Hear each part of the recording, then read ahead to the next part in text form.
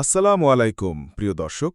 দুপুরে ঘুমানো, যা আরবিতে কাইলুলাহ নামে পরিচিত, ইসলাম ও আধুনিক বিজ্ঞান উভয় দৃষ্টিকোণ থেকেই একটি উপকারী অভ্যাস। এটি শুধুমাত্র শরীরকে আরাম দেয় না, বরং মানসিক প্রশান্তিও এনে দেয়। প্রিয় নবী হজরত মুহাম্মদ সাল্লাল্লাহু আলাইহি ওয়াসাল্লাম নিজেও এই ঘুমের প্রতি গুরুত্ব দিতেন এবং সাহাবায়ে কেরামকেও তা পালন করতে উৎসাহ দিতেন। ইসলামিক দৃষ্টিকোণ থেকে দুপুরে ঘুমানো শুধু আরাম বা স্বাস্থ্যের জন্য নয়, বরং ইবাদতের সহায়ক হিসেবেও বিবেচিত, কারণ এটি মানুষকে রাতে তাহাজ্জুদের জন্য উঠে দাঁড়াতে সহায়তা করে।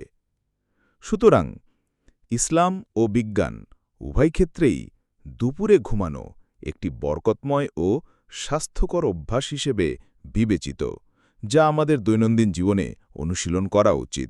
তাই চলুন জেনে নেই দুপুরে ঘুমানোর 4টি উপকারিতা। 1. শয়তানের প্রভাব থেকে বাঁচা। দলিল: রাসূলুল্লাহ সাল্লাল্লাহু আলাইহি ওয়াসাল্লাম বলেছেন, কাইলুনা করো, কারণ শয়তান কাইলুলা করে না। অর্থাৎ এটা এমন এক আমল যা মুসলমানকে শয়তানের প্রভাব থেকে দূরে রাখে। নবী সাল্লাল্লাহু আলাইহি ওয়াসাল্লামও মাঝে মধ্যে দুপুরবেলা ঘুমাতেন।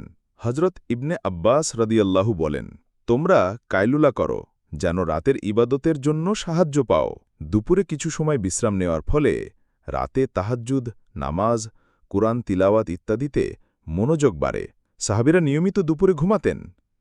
ইবনে মাজাতে আছে, সাহাবায়ে কেরাম বলেন, আমরা রসূল সাল্লাল্লাহু আলাইহি ওয়াসাল্লামের যুগে কাইলুলা করতাম। এটি সুনান ইবনে মাজার হাদিস নম্বর 1341-এ উল্লেখিত আছে এবং মুসান্নাফ ইবনে আবি শায়বা ৩৮৫০০-সাথে উল্লেখিত আছে। 2. স্বাস্থ্য ও মানসিক প্রশান্তি।